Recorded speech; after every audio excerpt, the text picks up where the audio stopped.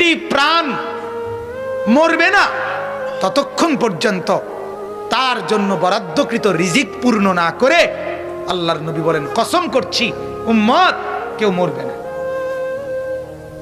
রিজিক না খাইয়া, রিজিক পূর্ণ না করে।